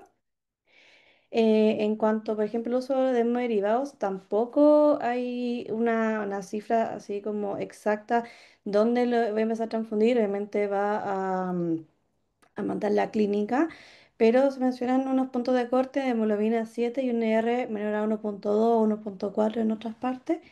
Y en cuanto a TEC, esta publicación, con una revisión del 2024, no recomienda el uso de corticoides como de manejo estándar del TEC. Bueno, en cuanto a como dije anteriormente, manejo de la vía aérea, vamos a asumir estos pacientes como que vienen con una lesión de columna cervical. En esta imagen se muestra, por ejemplo, el paciente viene con un collar cervical. Idealmente, tener más personas en el equipo que nos puedan ayudar a mantener la cabeza fija, por ejemplo, hacer maniobra de Selig, si es que nosotros hacemos situación rápida con eso. Así que tratar de que y obviamente como siempre uno nos enfrentamos a la vía aérea, tratar de optimizar nuestro primer intento. Y como les decía antes, está bueno, no hace inducción en secuencia rápida, pero también se escribe la secuencia de intubación retardada, que la escriben con el uso de ketamina, sobre todo en pacientes agitados, usando ketamina de 0,5 miligramos por kilo, De ahí los pacientes van a estar con, o sea, van a mantener su ventilación espontánea y disminuyendo el riesgo de hipoxia. Em, Previamente, si bien está escrito que la ketamina puede aumentar la presión intracraniana, últimamente está más en discusión ese tema y obviamente lo vamos a, al final poner en la balanza entre la agitación del paciente, que también tampoco es favorable, versus la hipoxia que puede ser, que producirse con otras formas de intubación. Entonces, obviamente ahí podemos saber de que se puede usar la ketamina, no está contraindicada en estos casos. Y también, en caso de los bloqueos neuromusculares, se puede usar succinilcolina versus rocuronio. También se está escrito en literatura que la succinilcolina podría aumentar la PIC, pero también, al final uno tiene que poner en la balanza el manejo y asegurar la vía aérea versus elevaciones transitorias o mínimas de la PIC. En cuanto a la mantención, creo que la verdad no haría como alguna técnica mejor que la otra. Se pueden usar agentes inhalatorios con una MAC idealmente menor a 1, opioides también, se puede usar activa, ayudantes también, como Presex. Ahí obviamente depende esto del paciente, la hemodinamia, lo que tenemos disponible en nuestro centro. Ya. En cuanto al manejo hemodinámico, saber que, como dije antes, los hemoderivados, sí, nosotros sabemos que vamos a enfrentar a estos pacientes, saber la disponibilidad, saber si es que hay concentrados de factores también, idealmente tener la disponibilidad de prueba viscoelástica para hacer algo mucho más como a ver, como un objetivo mucho más específico y el uso de drogas vasoactivas. Generalmente en el uso de drogas vasoactivas, si bien se menciona en la referencia que se puede usar, por ejemplo, fenilefrina y noradrenalina, la verdad que no habría diferencia entre los dos, pero, o sea, como primera línea, pero en caso de infusiones sí se prefiere más la noradrenalina. En el manejo de la hipertensión endocraniana, em, ¿cómo se llama esto? Cuando no tenemos monitoreo de la PIC, porque o no está disponible cómo hacerlo, o no se puede hacer por la urgencia, eh, si bien no se recomienda como un manejo de la PIC profiláctico, sin que tengamos el monitoreo, si hay situaciones que nos van a decir que es mejor monitorizarlo independiente de que no sepamos el valor exacto. Los signos de herniación, la triada de Cushing, la isocoria, también, por ejemplo, ya no la iba o sea, no la iba a manejar de entrada, pero si en hallazgos intraoperatorios como herniación de la masa encefálica a través de la craneotomía, o sea, abrieron y se produjo la herniación, la voy a ir a manejar. Y el deterioro neurológico apareció por causa de nuestras extracraneales y, como dije anteriormente, con una meta menor a 22. En cuanto a manejo de hipertensión de craneal, es importante la terapia hiperosmolar, puede ser manitor o soluciones hipertónicas, puede ser al 10 y al 3%. Si bien, por lo menos hasta donde yo vi la referencia, no habría de primera línea una mejor que la otra. Si bien el manitol, lo importante es tener en consideración los efectos adversos que puede provocar cada una. Acá el manitol, una de las cosas que puede producir hipotensión. Entonces, ahí obviamente en pacientes que vemos que nuestra hemodinamia, no sé, tiene una PAM que a la baja, con mucho uso vasoactivo, probablemente el manitol no sea nuestra primera opción. Eso. Y bueno, acá también puse una talita como de las distintas metas que podemos ir al final orientando nuestra terapia a estos pacientes. Y también en cuanto al manejo de la hipertensión endocraniana, bueno, como les dije recién, está el uso de del monitor o el suero hipertónico. Y se mencionan distintos niveles de manejo lo que se recomienda acá en la bibliografía, que es de la revista chilena Anestesia, es que idealmente mantenerse en el nivel uno y tratar de no ir tan rápido a los siguientes niveles, como que tengo que gastar como todas las opciones del nivel anterior para pasar al siguiente, obviamente con las precauciones que corresponden. Entonces, nivel uno, como resumen, es mantener la presión de perfusión cerebral entre 60 y 70. eh, Podemos ahí ver cómo está nuestra analgesia y la sedación de nuestro paciente, ver si podemos optimizarlo por esa parte. Mantener la presión de CO2 también en un límite bajo. Acá podríamos, por ejemplo, hacer una hiperventilación. Si bien antes se mencionaba que estos pacientes se podían hiperventilar como de inmediato. Ahora la verdad es que no es como de norma, si bien es más para manejo de la PIC y por momento, por un tiempo determinado. Los vuelos de monitor, el suero hipertónico, considerar instalación de drenaje ventricular externo, bueno, considerar la profilaxis anticonvulsivante y considerar monitoreo electroencefálico. Y ya si esto ya agoté todas mis opciones, podemos ir a hacer una hipocapnia leve, usar lo que es neuromuscular en pacientes que estén adecuadamente sedados. Igual, generalmente estos pacientes van a estar en anestesia general, así que los podemos usar. Evaluar la autorregulación cerebral y si esta está intacta, usar más fluidos, vasopresores e inotropos. Y ya de última línea, el coma barbitúrico, la canectomía descompresiva e hipotermia leve, menos 35 o 36 grados Celsius. Entonces, en general, eh, tratar por lo menos el nivel uno, hacer todas las medidas como bien, como más ordenadas, y ahí yo creo que es mejor ir pasando a los siguientes niveles. Y bueno, en cuanto al manejo hemostático, muchos de estos pacientes, o la gran mayoría, van a presentar coagulopatía. El uso antifinolítico está indicado en estos pacientes, está en el estoy en el CRASH 3. En TEC sí tiene una mejor, o sea, una mayor sobrevida, pero era en pacientes leve, con TEC leve a moderado, pero bueno, uno lo puede extrapolar a TEC severo, que es probablemente el que nos va a llegar a pabellón. Como dije en la evaluación preoperatoria, saber o tratar de saber de alguna forma el uso anticoagulante de estos pacientes, tratar de saber cuándo fue la última vez y al saber cuál medicamento usó, si la última dosis fue menor a 3 a 5 vías medias, se debe considerar revertir.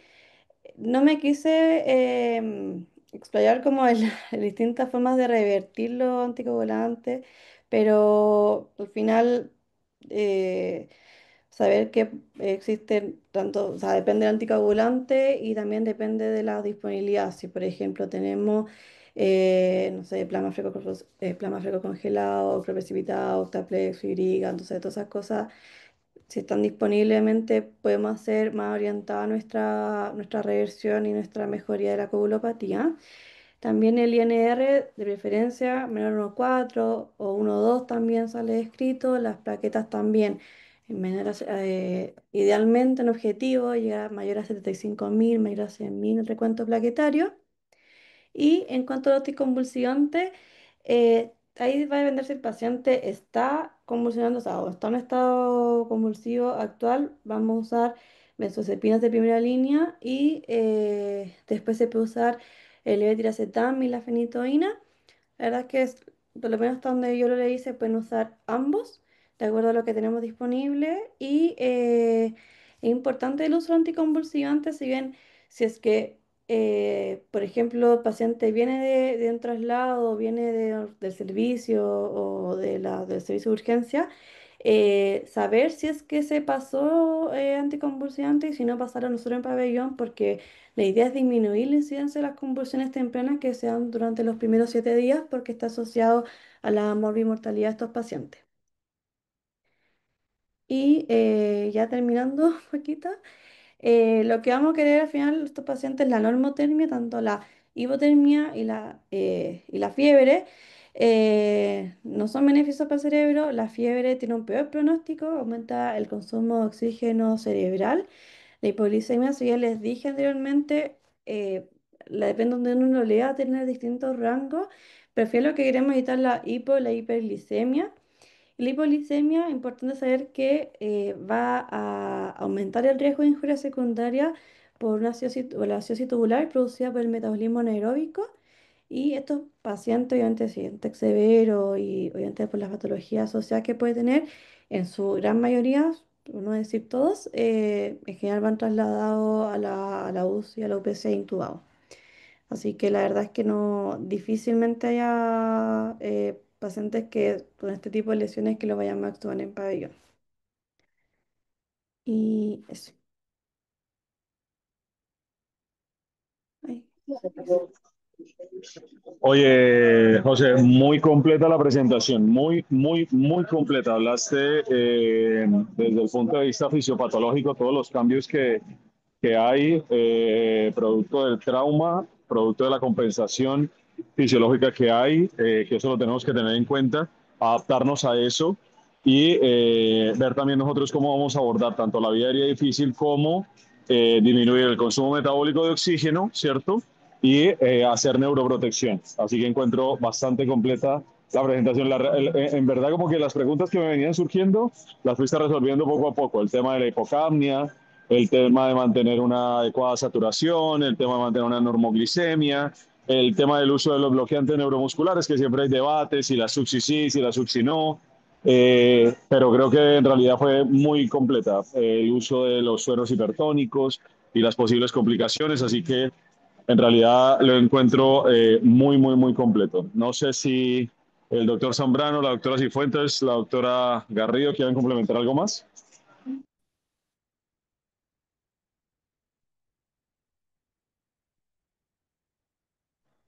Yo al momento no. Yo al momento no. Bueno, no alcancé a verla completa, pero vi gran parte, la encontré bien completa y no sé si mencionaste, Cote, qué pacientes, según el valor de su depresión intracraniana, requieren manejo de la hipertensión intracraniana, porque hay valores. No sé si lo pusiste. Ya, gracias a tu pregunta. O sea, generalmente es mayor a 22, em, pero sí, hay una clasificación que no la puse porque la verdad es que personalmente o sea, yo lo creo un poquito más como que podía confundir, que era en relación a en, en la elevación de la presión intracraniana en relación al tiempo. No sé si Claro. era tu pregunta esa. En verdad, como esto es más para un paciente que está en UCI, yo creo. Pero igual es bueno saberlo, o sea, cuando tenemos presiones intracranianas mayor a 22 por más de 5 minutos, Sí, o mayor a... de 20 a 24 por 30 minutos, entre 25 y 29 por 10 minutos, mayor a 29 por 1 minuto, Sí, ¿cierto? sí, lo tengo Ahora, por igual acá si estáis anotado. en una cirugía larga y vienen pacientes con captores de PIC que están haciendo otra cirugía y tienen posibilidad de medición, em, también puede hacer manejo dentro del pabellón, ¿ya? Eh, Ya. Iba a Ujú, preguntar eso. Lo que pasa es que una forma como igual más exacta de nosotros poder medir la presión de perfusión cerebral es cuando los neurocirujanos tienen captores de PIC ujú. y nosotros medimos directamente de ahí la presión de perfusión cerebral, entonces ahí tendríamos de forma como mucho más exacta que el valor de la autorregulación cerebral, en el fondo, más o menos como un valor numérico representante de lo que estamos haciendo. Porque generalmente nosotros decimos, claro, mantenemos la autorregulación cerebral con el objetivo de que se mantenga la presión de perfusión cerebral, pero nunca tenemos la opción de poder medirla directamente a no ser Claro, que haya un captor de ahí. Te iba a preguntar, ¿la hipocapnia leve es una medida transitoria o permanente? transitoria. Transitoria, ¿cierto? Porque generalmente no va a ser una medida de tratamiento, es una medida de salvataje, ¿cierto? Sí. ¿Qué situaciones como quirúrgicas te van a generar aumento de la presión intracraniana? Que usan mucho los neurocirujanos, sobre todo para los tumores, ya sea temporoparietales o frontales, y que tú le puedes pedir a ellos que disminuyan su uso o que en el fondo lo retiren. Que, ¿tú sabes algo de eso? Que No, simplemente no, usan ellos como para poder separar, ¿no? eh, no, la verdad es que no leí en relación a eso, te mentiría. Generalmente los neuros usan retractores, ¿ya? Ah, ya, eso Sí, sí, sí lo he visto. sí, retractores. Y eso, esa retracción, que es como una mano que finalmente retira como el tejido hacia atrás para poder exponer mejor la masa encefálica, genera mucha presión, mucha. Mm. Y tú te vas a dar cuenta porque ellos la van a realizar en el fondo y ellos van a ver que se va a herniar el encéfalo y te van a empezar a pedir medidas para disminuir eso, ¿ya? Pero eso en sí genera herniación. No sé si leíste el estudio CRASH 1. No, leí parte del CRATS 3 que habla de los antifibrinolíticos, pero no del CRATS 1, no.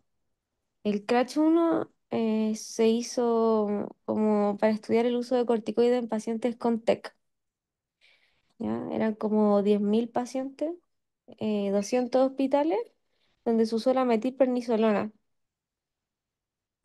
como para ver si generaba como disminución de la mortalidad, ¿ya? Y lo único que se vio es que era todo lo contrario, porque generalmente se utilizaban bolos de corticoides pensando en disminuir la inflamación, pero generaba todo lo contrario, generaba un aumento de mortalidad.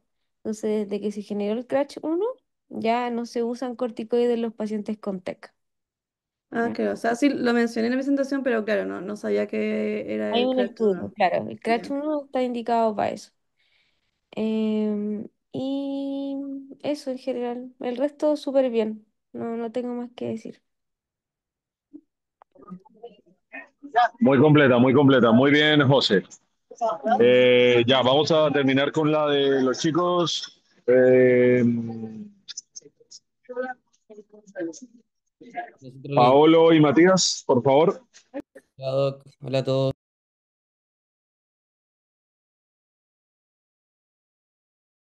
Hola, buenas. Voy a presentar pantalla. Dame un segundito.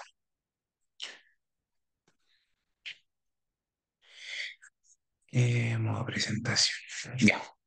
Entonces, bueno, buenas tardes. Vamos a presentar sobre hiperalgesia inducida por opioides. Esta es nuestra hoja de ruta. Vamos a comenzar por las vías del dolor. Luego hablaremos como generalidades de los opioides. Luego hablaremos propiamente tal de la hiperalgesia inducida por opioides, su fisiopatología, la epigenética detrás de esto, prevención y tratamiento de la hiperalgesia y finalmente las conclusiones. Para comenzar, hablaremos de la vía del dolor. La vía del dolor, como muchos saben, comienza desde un receptor donde tenemos esta transducción de este estímulo que finalmente se transforma en un impulso nervioso. Se transmite propiamente tal desde, desde este receptor hasta el encéfalo, se modula y finalmente se percibe. ¿Ya? La modulación ocurre principalmente en dos zonas, que son la médula propiamente tal y finalmente en el encéfalo. ¿Cuál es la importancia clínica para nosotros? Es que estas vías del dolor son muy importantes y son las que nosotros queremos o necesitamos apagar cuando nosotros estamos en una operación propiamente y en el postoperatorio también. Entonces, ¿qué es importante mencionar respecto a estas vías del dolor? Es que tenemos receptores en la médula que nos van a disminuir la capacidad de la percepción del dolor, o nos van a modular este dolor. Entre esos encontramos los receptores opioides, también tenemos receptores NDMA y otras sustancias que se liberan en presencia de este estímulo.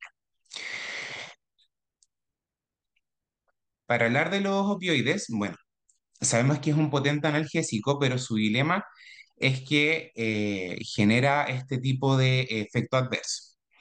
¿Ya? De los receptores opioides tenemos tres: el receptor mu, el kappa y el delta. El mu es el principal receptor opioide estimulado con los opioides actuales que tenemos. El receptor kappa es un receptor opioide con efecto similar al receptor mu, pero su gran diferencia es que hay estudios recientes que han demostrado que este receptor kappa tendría una posibilidad, como este efecto similar, pero sin la hiperalgesia inducida por opioides. Entonces, esta sería como una alternativa al estimular este receptor en vez del receptor mu. ¿Por qué el receptor mu no? Porque también hay estudios en ratones en donde se les administra naloxona a ratones con hiperalgesia inducida por opioides, y esto básicamente disminuye drásticamente la percepción de este dolor. ¿Ya? Y el receptor delta también es un receptor asociado también a disminución de dolor, pero su gran diferencia es que se asocia mucho con euforia y adicción. ¿Ya? Por lo tanto, no es un receptor que nosotros busquemos estimular. Ahora, respecto a la hiperalgesia inducida por opioides propiamente tal, nosotros vamos a tener pacientes con larga data de uso de opioides, generalmente pacientes que tienen un uso muy crónico y que al tiempo tienen dos posibles vías como de outcome de estos opioides, que es formar una tolerancia, es decir, que a la misma dosis a la misma dosis no tengo el mismo efecto, voy necesitando cada vez más, pero no me provoca nada más que la necesidad de aumentar dosis, o la hiperalgesia, que en este caso es, yo, yo voy tolerando hasta cierto punto y paso del tolerarlo a que el mismo opioide me genere dolor. Me aumenta el dolor o me aumenta la percepción del dolor. Entonces, como vemos acá, las características de la tolerancia versus la hiperalgesia es que la tolerancia básicamente es una desensibilización de los receptores, o también una menor cantidad de expresión de receptores. ¿Ya? En cambio, la hiperalgesia inducida por opioides nos habla de una sensibilización o una hipersensibilización del sistema nervioso central al dolor. ¿Cuál es el origen de los opioides en todo esto? Es que los opioides no generan metabolitos y el mismo opioide nos puede generar esta hiperalgesia. La naturaleza del dolor generalmente es más difuso y el manejo clínico generalmente es como con reducción de dosis en caso de la hiperalgesia. En caso de la tolerancia siempre voy a aumentar dosis hasta que ya no pueda más, voy a cambiar de opioide, puedo seguir aumentando dosis hasta que llega a cierto punto que ya no pueda seguir aumentando más. Ahora, ¿cuáles son los mecanismos fisiopatológicos de la hiperalgesia inducida por opioides? En verdad son estudiados todavía, no hay una fisiopatología general, se habla de algo más multimodal. Entonces, estas son las teorías que tenemos hasta ahora en base a estudios que se han hecho principalmente en roedores. El primero de ellos es una activación del receptor NMDA por parte de los metabolitos de los opioides o por los mismos opioides. Este receptor NMDA lo que va a hacer es aumentar la cantidad de glutamato y sustancia P que yo voy a lanzar o liberar hacia el espacio, al espacio sináptico, y esto va a propiciar el dolor. Ya esto, tanto el glutamato como la sustancia P son agentes que me propician el dolor. La otra teoría que se tiene es la potenciación a largo plazo. Es decir, yo tengo estas conexiones que yo estoy modulando, yo estoy disminuyendo, intento apagarlas lo que más puedo para disminuir el dolor y estas conexiones se van a fortalecer. Es una búsqueda de fortalecimiento de esta conexión para que esta conexión se perpetúe y no se inhiba. Entonces, se hace cada vez más fuerte esta conexión entre esta conexión sináptica hasta que ya eh, no puedo disminuirla con el opioide, sino que además la potencio. Y también están los mecanismos inflamatorios gliales, en donde estas neuronas lo que van a hacer es reclutar astrocitos, eh, y estos astrocitos a su vez van a liberar un caldo inflamatorio. Y ahí este caldo inflamatorio, tanto como interleuquina, factores de necrosis tumoral y otros elementos, lo que van a hacer es propiciar una inflamación crónica en la zona que me propicie esta hiperalgesia inducida por opioides. Todos estos elementos se han puesto a prueba en ratones. La verdad es que todos tienen outcomes positivos. Ya, la verdad es que todos de alguna forma podrían explicar, han modulado estos receptores, han eliminado esto, por ejemplo, en el caso del receptor NMDA, en ratones derechamente eliminaron estos receptores, se mejoró la hiperalgesia, los mecanismos inflamatorios virales, se eliminó la vía por la cual la neurona podía reclutar estos astrocitos, entonces también hubo una baja de esta hiperalgesia inducida por opioides. Entonces, la verdad es que el consenso actual es que es un elemento multimodal. ¿Ya? Hay muchos factores que pueden ocurrir todos al mismo tiempo que nos estarían explicando finalmente esta hiperalgesia. Además de estos mecanismos fisiopatológicos, también tenemos mecanismos epigenéticos de los cuales les va a hablar mi compañero. Efectivamente, sumado o en verdad más que sumando, una cosa que complementa mucho el tema de los estudios con ratones son los cambios epigenéticos. Hay un estudio bien grande que evalúa como todo lo que hay relacionado con esto y la hiperalgesia inducida por opioides. Tenemos que recordar que la epigenética corresponde a los cambios que son estables a largo plazo en lo que respecta a la función génica y a la expresión de genes, pero que no implica alteración en la secuencia del ADN. Es como, por decirlo de alguna manera, una memoria biológica. Ya lo que obviamente va a generar cambios en la expresión del genotipo o cambios en el fenotipo. Dentro de lo relacionado con la hiperalgesia inducida por opioides, se describen tres como pilares o tres grandes hallazgos en la epigenética de esta condición, que son la metilación del ADN, la modificación de histonas y finalmente el microRNA, o que finalmente es el ARN no codificante.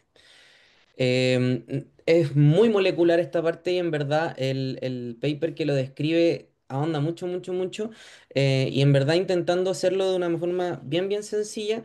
Por ejemplo, en el caso de la metilación del ADN, como bien dice su nombre, se agrega un grupo metilo a el ADN y esto provoca una represión de la transcripción de genes. Y hay estudios que se han visto en usuarios de opioides, perdón, en ratones en modelos animales, sí, en los cuales a quienes se someten a el consumo de opioides o a la administración de opioides, hay un aumento en la metilación del gen que codifica para el receptor mudo opioides. Y al mismo tiempo hay un aumento en la metilación de un elemento que se llama LINE1, que finalmente todo esto se correlaciona con altos niveles de dolor crónico y de hipersensibilidad. Sumado a esto, la modificación de histonas, recordemos que las histonas son las proteínas alrededor de las cuales se envuelve el ADN, bla, bla, bla. Y la evidencia que existe relacionada con la hiperalgesia inducida por opioides es que la acetilación de histonas activa transcripciones y en modelos animales con hiperalgesia por opioides demostraron que esa acetilación o que la hiperalgesia se asocia con un aumento de la acetilación de histonas, lo cual provoca una activación de la transcripción de distintos genes que promueven hipersensibilidad al dolor. Los nombres de los genes son bien enredados, BDNF, PDYN, en verdad son nombres que no vale la pena saberse de memoria, pero sí que promueven la hipersensibilidad al dolor. Y por último, lo más relevante y de hecho al que se le hace como más hincapié en el documento que está citado ahí la referencia, es en el ARN no codificante, porque aquí es donde se han hecho más estudios como en población humana. Los microRN finalmente son moléculas pequeñas que lo que hacen es unirse al ARN mensajero para reprimir traducción de distintos segmentos o degradarlos. ¿Ya? Entonces así se regula la expresión génica. Y dentro de la regulación o los cambios en el microARN, se habla como de muchos tipos de microARN con distintos nombres, números y siglas, pero lo más relevante o lo que pude como rescatar de este documento es que en pacientes, por ejemplo, con tratamiento crónico con morfina, tienen una reducción de la expresión de una variante que se llama MOR1A, que es del receptor Mu, y reprimen su actividad. Entonces, ¿qué implicancias tiene esto en la hiperalgesia? Apuntan a que la hiperalgesia inducida por opioides podría ser causada por una disminución de los receptores analgésicos funcionales. ¿Ya? Entonces finalmente tenemos menos receptores que estén funcionando, lo cual obviamente disminuye el umbral del dolor. Em, Además de esto, otros tipos de microRN han mostrado ser útiles como posibles target terapéuticos, ya que se podría desactivar ciertos tipos de receptores que se ven expresados gracias a otros microRNA. Entonces, eso es como al grosso modo, y en palabras bien, intentando ser bien explicativo, lo que se habla sobre la epigenética en la hiperalgesia inducida por opioides. Con todo esto, ¿qué es lo más importante y lo más relevante? Que todas estas modificaciones son persistentes, pero son reversibles, y eso obviamente orienta a nuevas estrategias terapéuticas en el mediano o largo plazo, sobre lo cual ya se está hablando y ya se está trabajando incluso. Siguiente, por favor, Polito.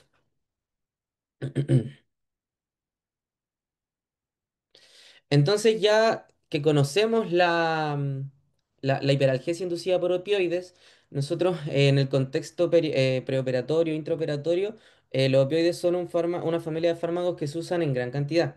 Entonces es muy importante, obviamente, anteponernos a la posible reacción adversa que vendría siendo la hiperalgesia inducida por opioides. ¿Ya? Entonces, ¿cómo podemos hacer esto? ¿Cómo podemos prevenirlo? Bueno, primero educando al paciente.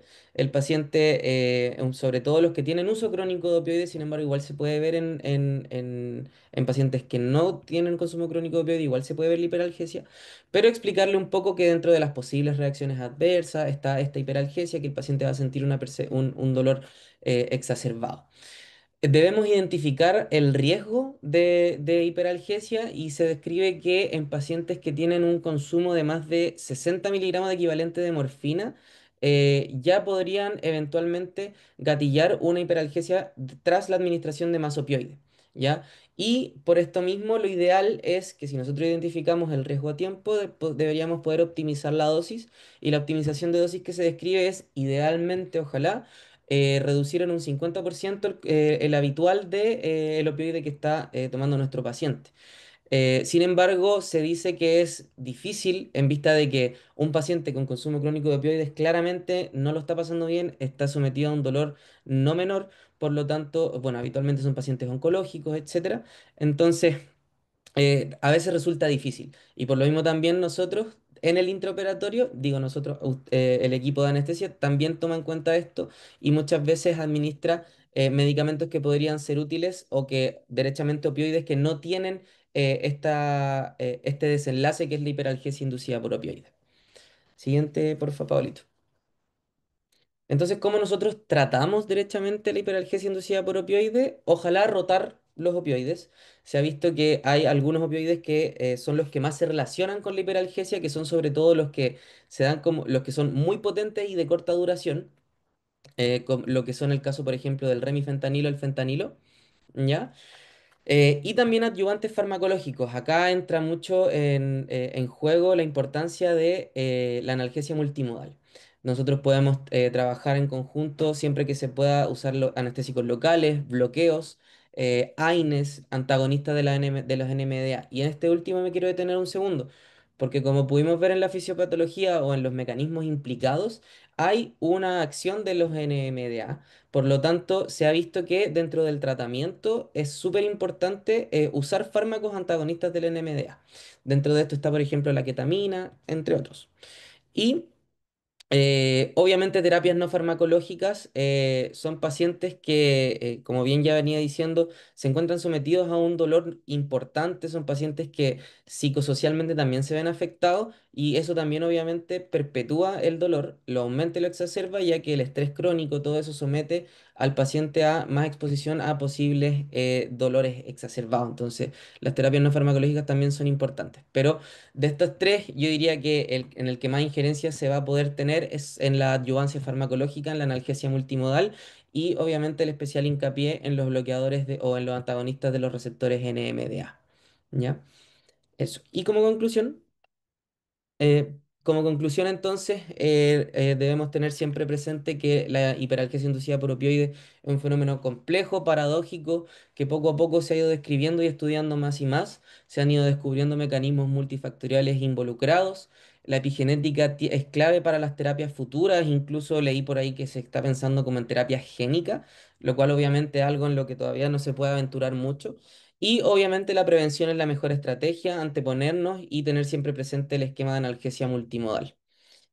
Eso, muchas gracias por su atención, eso sería. Excelente, doctor. Muy buena presentación. Doctor Castro, cuénteme, para bloqueo de la sensibilización central y para evitar eh, los desastres de la hiperalgesia inducida por opioides. ¿Qué bloqueadores NMDA tenemos al alcance?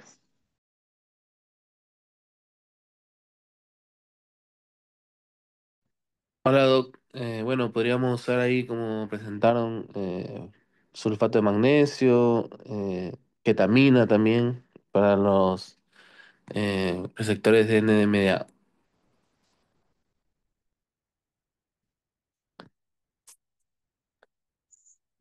¿Qué otro opioide de uso diario también tiene bloqueo NMDA?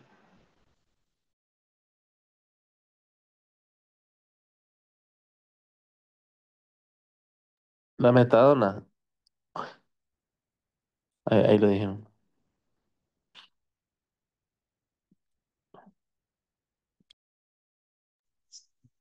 Ahí el doctor Matías también respondió por el chat.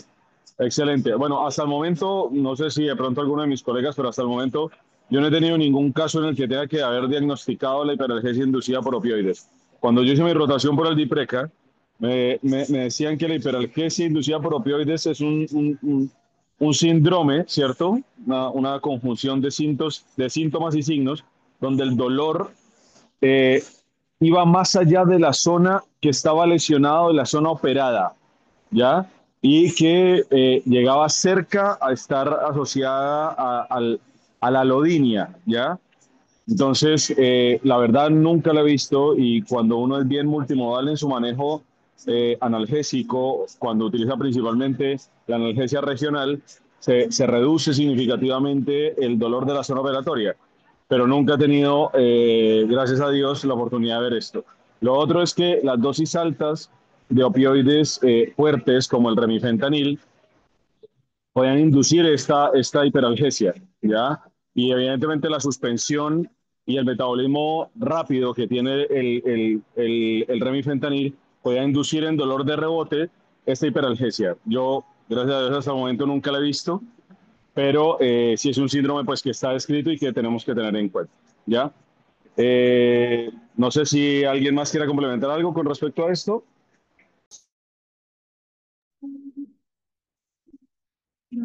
La doctora Cifuentes, el doctor Zambrano, los becados de tercero, segundo, primero.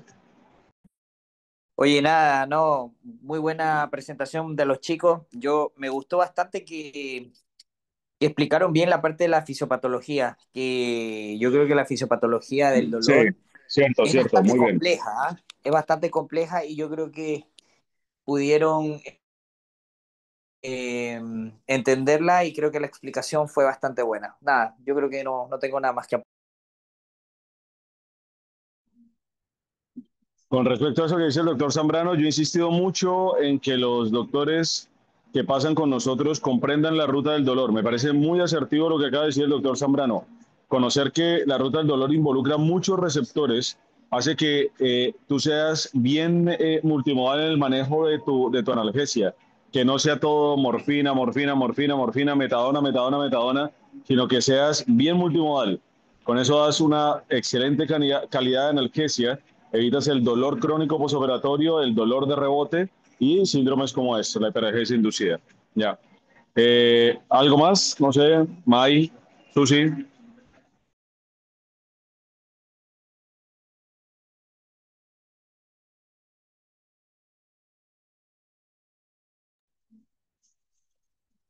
Perfecto, yo creo que estamos completos por el día de hoy, así que chicos, muchas gracias y nos vemos en la próxima sesión. Gracias a todos. Chao, nos vemos. Chao.